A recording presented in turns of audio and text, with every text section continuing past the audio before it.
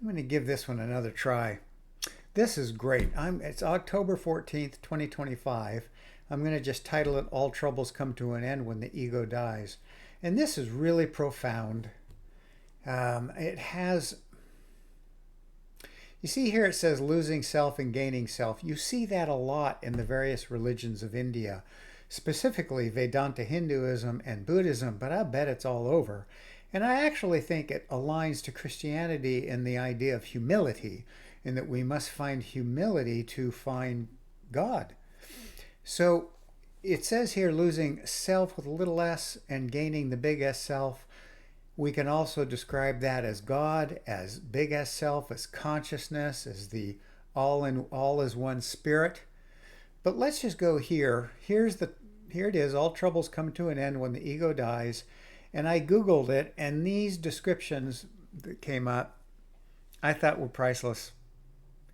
And it really kind of draws a picture of the overall game, what we're trying to do with self-realization and enlightenment. So I'm just going to read these. Ramakrishna taught that the ego is the primary source of suffering. And by the way, the great Lord Buddha said all suffering comes from attachment. So attachment to the ego, attachment to the body, attachment to this idea that we're the important element. So Ramakrishna taught that the ego is the primary source of suffering, an illusion that veils the underlying truth of God or the self. This I-ness creates a feeling of separation and leads to a constant sense of fear and want.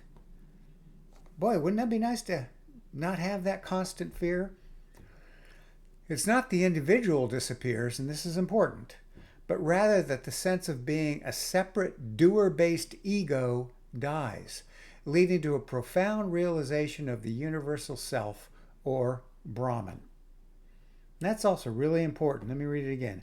It's not that the individual disappears, but rather that the sense of being a separate doer-based ego dies, leading to a profound realization of the universal self, or Brahman.